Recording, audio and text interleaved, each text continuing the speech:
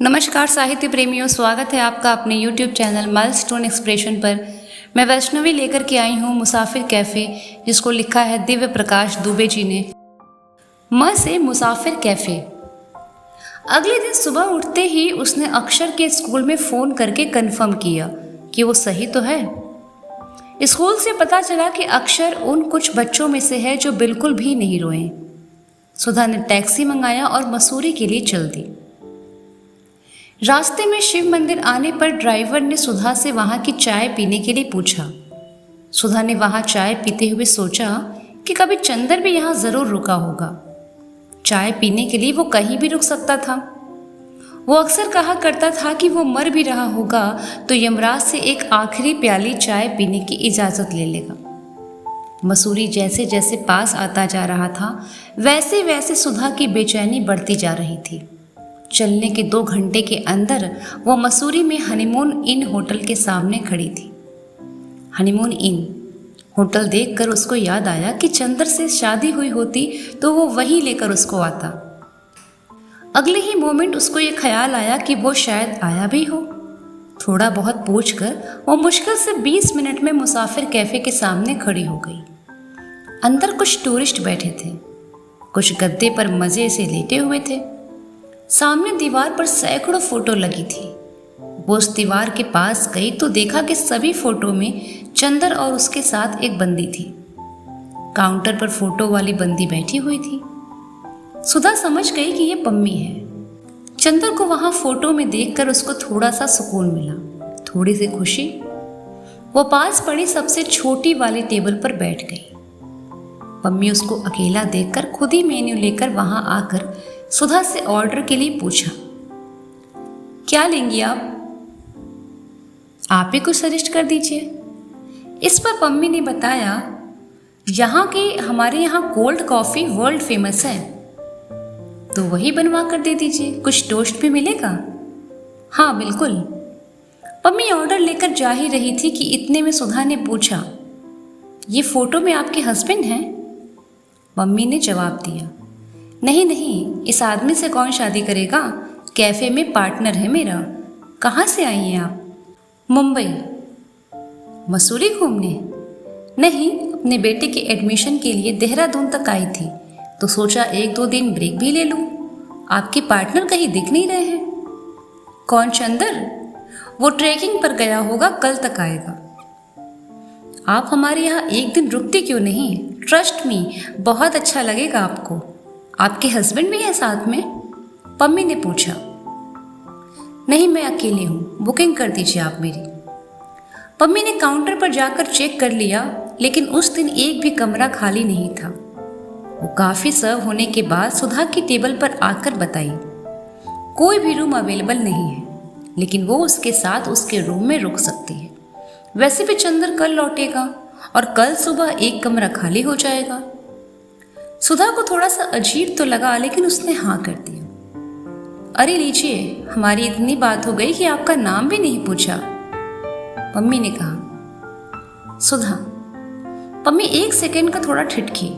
अपने मन में एक बार सोचा कि कहीं ये वही सुधा तो नहीं, लेकिन तभी कुछ कैफे का काम याद आ गया और इन सब के बीच में वो इस बात पे ज्यादा ध्यान नहीं दे पाई। इस बीच जब पम्मी कैफे के काम में बिजी हो गई तो सुधा सामने किताब की अलमारी देखने लगी। वहां रखी हुई कुछ किताबों को वो पहचानती थी। उनमें से एक किताब निकालकर वो पन्ने पलटने लगी। किताब के आखिरी पन्ने पर एक तारीख पड़ी थी। चंदर की आदत थी, वो किताब जिस दिन खत्म करता था वो किताब के आखिरी पन्ने पर लिख दिया करता था। सुधा ने किताब के कुछ पन्ने पलटकर एक अंडरलाइन को छुआ। उसे ठीक ऐसा लगा जैसे सालों बाद उसने चंदर को छू लिया, उसका सिर सहला लिया। सुधा का पूरा दिन मुसाफिर कैफे में चंदर की जगह को महसूस करते बीता। शाम को पम्मी उसको अपने घर पे लेकर आई। घर में घुसते ही उसे सामने की दीवार पर चंदर और पम्मी की तस्वीर दिखाई दी।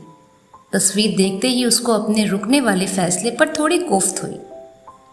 कमरे में चंदर का थोड़ा बहुत सामान था, वैसे ही 2-3 किताबें फैली थी। वो 2-3 किताबें एक साथ शुरू कर देता था। पम्मी सुधा को चंदर वाला कमरा दिखाकर नीचे कैफे में चली गई। पम्मी के जाते ही सुधा चंदर के बेड पर लेटकर ऊपर छत को देखते हुए जाने क्या क्या सोचने लगी। थोड़ी देर लेटकर वो सामने बालकनी में चली। सामने वाला पहाड़ उसको देखकर मुस्कुरा उठा, जैसे सालों से उसका इंतजार कर रहा हो।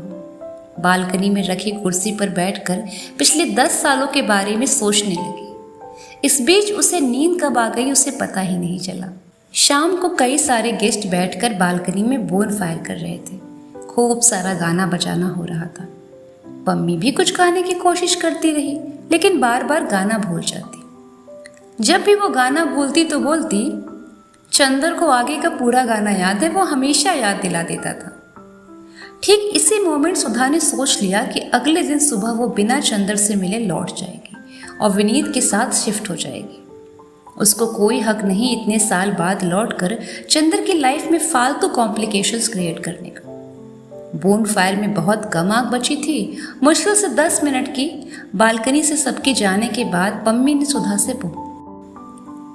सुधा से कहा, तुम वही सुधा तो नहीं हो जिसका इंतजार चंदर आज भी कर रहा है? सुधा कोई जवाब नहीं देती। कोई जवाब न पाकर पम्मी ने दोबारा कहा, किताब की अलमारी से तुमने किताब निकालकर जिस तरह किताब के आखिरी पन्ने को छुआ, मैं तभी समझ गई कि तुम वही सुधा हो। सुधा ने अब भी कुछ नहीं बोला। उसके बाद पम्मी ने भी कुछ नहीं कहा। लंबी खामोशी के बाद सुधा ने कहा, मैं कल सुबह चंदर के आने से पहले चली जाऊंगी।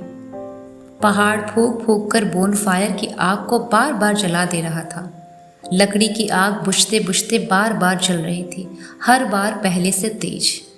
से उस दिन की बात। अगले दिन सुबह पम्मी जल्दी उठकर नीचे कैफे में चली गई। जब चंदर आया तब पम्मी ने उसको बताया कि एक गेस्ट ऊपर है, वो चाय लेता जाए। हालांकि ऐसा पहली बार नहीं हुआ था कि पम्मी ने गेस्ट को अपने घर में रुकवा दिया हो। वो पहले भी ऐसा कई बार करती रही, इसीलिए चंदर को कुछ ऑकवर्ड नहीं लगा। वो चंदर को अभी सुधा के बारे में कुछ नहीं बताती। चंदर चाय लेकर ऊपर पहुंचा। सुधा आराम से बालकनी में बैठ के पेपर पढ़ रही थी। चाय रखने के बाद चंदर ने सुधा का चेहरा देखा। एक मोमेंट होता है जिसके बारे में लोग बोलते हैं कि दुनिया कभी कभी चलते हुए एक पल को रुक जाती है। ये वही मोमेंट था जिसकी तैयारी दुनिया 10 साल से कर रही थी। इस मोमेंट में 10 साल की बर्फ जमी थी। चंदर को कुछ समझ में नहीं आया कि क्या रिएक्ट करे। उसने बस इतना कहा, कैसी हो? ठीक हूँ। इतनी सी बात के बाद उन दोनों की बड़ी देर तक कुछ बात नहीं हुई। सुधा ने ही चाय की एक सिप लेने के बाद बोला, बस कुछ और नहीं पूछना। 10 साल बाद मिलने पर क्या बातें खत्म हो जाती हैं? चंदर, बातें इतनी हो जाती हैं कि समझ में नहीं आता शुरू कौन सी बात से करें। सुधा, यहाँ का मौसम बहुत ठंडा है। जब बातें न बची हो तो मौसम के बारे में बात कर लेनी चाहिए। चंदर, उससे क्या होगा? सुधा, लगता रहेगा कि बातें अभी खत्म नहीं हुई। वैसे बदले नहीं हो तुम बिल्कुल। इतना तो बदल गया हूँ। कितना बदल गए हो जरा बताओ तो। मेरा छोड़ो, तुम कितनी बदल गई हो, कितनी मोटी हो गई हो तुम। हाँ, थोड़ी सी मोटी हुई हूँ, सही लगा था मुझे। क्या यही कि बिल्कुल भी नहीं बदले तुम? यहाँ का मौसम बड़ा ठंडा है ना, चंदर ने हंसकर बोला। इसके बाद दोनों में बातें तो नहीं होती। थोड़ी देर तक बाहर के ठंडेपन की भाप और गर्म चाय का कोहरा मिलकर एक होने लगा। चाय खत्म करके बात सुधा ने ही शुरू किया। पम्मी से शादी क्यों नहीं की? इतनी अच्छी तो है। हाँ, तुमसे बहुत अच्छी हैं। बताओ ना, शादी क्यों नहीं की पम्मी से? तुमसे डिवोर्स नहीं लिया था ना। हमारी शादी कब हुई थी कि डिवोर्स होता? इतनी बार तो हुई थी हमारी शादी। कब, मुझे भी बताओ। सुधा ने थोड़ा चौंक कर पूछा। चंदर, जब घर आकर तुमने पीजी नहीं जाने का फैसला किया था तब पहली बार हमारी शादी हुई थी। जब समंदर के किनारे टहलते हुए तुम मुझे बिना बताई रोई थी तब हुई थी हमारी दूसरी शादी। जब तुमने रोने की एक्टिंग नहीं की थी और तुम्हें सही में रोना आ गया था और ये बात मैं समझ गया था तब हुई थी हमारी तीसरी शादी। जब अलमारी के लिए लड़ाई की थी तुमने तब हुई थी हमारी चौथी शादी। जब रोज़ रात में लाइट ऑफ करने के लिए तुम बहाने बना देती हुई थी, तब हुई थी हमारी 5वीं शादी। जब अंडमान जाने से पहले तुमसे मेहंदी लगवाई थी, तब हुई थी हमारी 6ठी शादी। जब दिवाली पर पहली बार साड़ी पहन पूजा की थी तुमने, तब हुई थी हमारी 7वीं शादी। जब तुमने बताया था कि तुम प्रेग्नेंट हो, हमारी 8वीं शादी। जब उस दिन तुमने फ़ोन पर अबॉर्शन का झूठ बोला था, तब हुई थी हमारी 9वीं शादी। मुंबई छोड़ने के बाद से हर एक दिन जो हमने एक दूसरे के इंतज़ार में गुजारी, उतनी बार हुई हमारी शादी। शादी के लिए बैंड बाजा पंडित ज़रूरी तो नहीं, ये बात मुझे समझ तो आई, लेकिन बहुत देर से।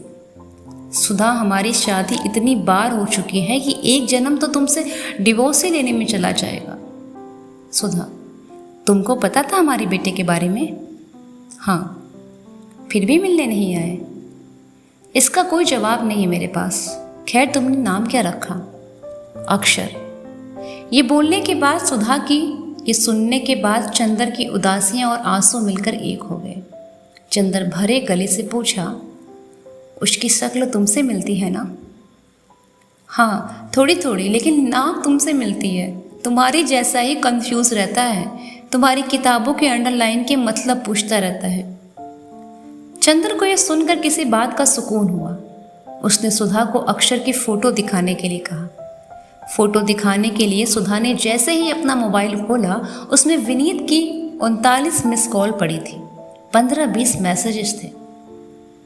विनीत के आखिरी मैसेज में लिखा था कि अक्षर को चोट लग गई है, वो हॉस्पिटल में है। सुधा ने तुरंत विनीत को फ़ोन किया। विनीत बहुत चिल्लाया और बताया कि कल रात से वो कितना परेशान था। वो बस दिल्ली की फ़्लाइट लेने ही वाला था। उसको देहरादून पहुंचते पहुंचते रात हो जाती।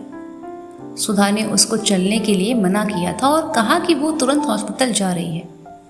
चंद्र सुधा को लेकर तुरंत देहरादून के लिए चल पड़ा। रास्ते भर सुधा रह रहकर अपने आप को मोबाइल बंद करने की वजह से कोसती रही। चंद्र उसको समझाने की कोशिश करता रहा। 2 घंटे के अंदर दोनों हॉस्पिटल पहुंच गए। हॉस्पिटल में डॉक्टर ने बताया, परेशान होने की कोई बात नहीं है, रात भर बहुत दर्द था, इसलिए नींद की दवा दी हुई है, 3-4 घंटे तक असर रहेगा। 2 जगह फ्रैक्चर है, रिकवरी में कम से कम 1 महीना लगेगा। सुधा के ये पूछने पर कि क्या हुआ था, पता चला कि किसी बच्चे ने पहली मंजिल से धक्का दिया था। ये सुनते ही सुधा ने अगला फ़ोन स्कूल को करके खूब सुनाना शुरू कर दिया। चिल्लाते चिल्लाते गुस्से में सुधा के आंसू बहने लगे थे। सुधा स्कूल वालों पर केस करने की धमकी दे रही थी। इधर चंदर एकदम चुपचाप था। वो सुधा को कंट्रोल में न आते देख उसके हाथ से फ़ोन लेकर अपने पास रख लिया। वह अक्षर के बेड के पास जाकर वहीं स्टूल पर बैठ गया और सुधा को भी वहीं बैठने का इशारा किया। उसने अक्षर की नाक को छूकर देखा और उसके माथे पर हाथ रखकर धीरे धीरे बीते हुए 10 सालों को सहलाता रहा। चंदर अक्षर को देख रहा था और सुधा चंदर की आंखों को। इसके आगे की कहानी आप सुनेंगे अगले भाग में। धन्यवाद।